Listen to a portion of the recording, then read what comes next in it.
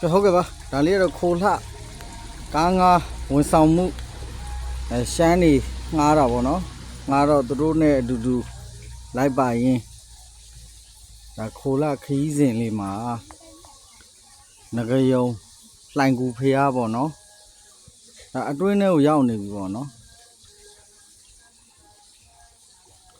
တအားတက်ပဲဖို့ကောင်းတယ်နော်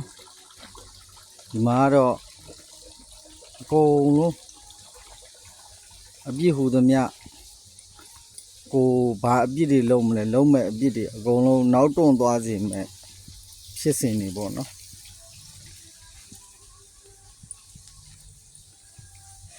တကယ်ကျွန်းနဲ့အစ်စ်တွေနဲ့ထုထားတဲ့ငကယုံဖျားတွေပေါ့နော်အားလုံး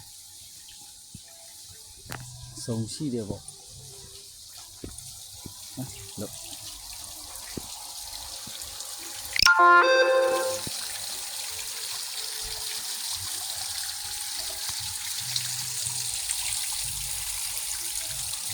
အဆုံးမှာပဲဒီမှာတော့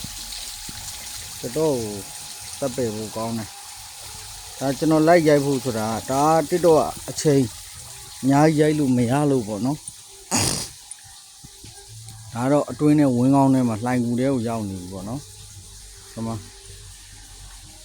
တကယ်လက်ရမြောက်တယ်ဗျာဒီမှာကြာတကယ်ကျွန်းနဲ့တင်နဲ့အမှန်ကန်ထုထားတာတော်တော်လက်ရမြောက်တယ်နော်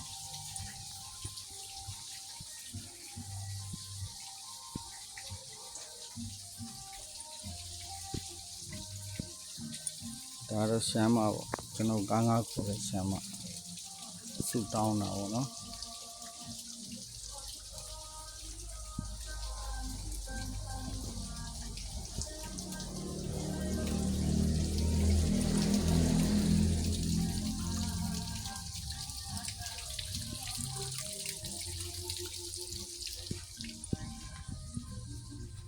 ဒါတော့စင်ရုပ်တွေပေါ့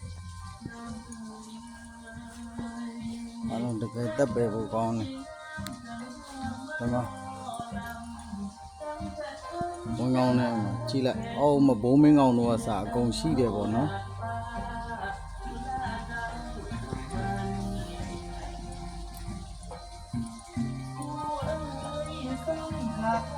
တော်တော်တက်ပဲဖို့ကောင်း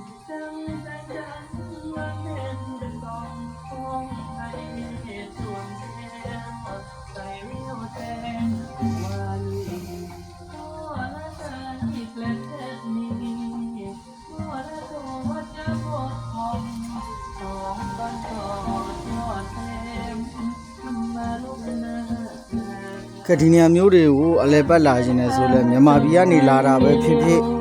ထိုင်းနိုင်ငံပဲဖြစ်ဖြစ်အားလုံးပို့ဆောင်ပေးပါတယ်ဒီနေရာလေးရဲ့တည်ရှိတာကတော့ခိုလှမှာပေါ့နော်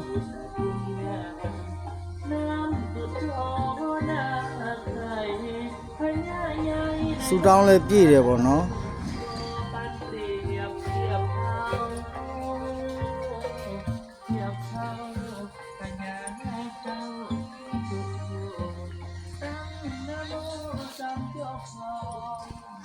အများကြီးပေါ့နော်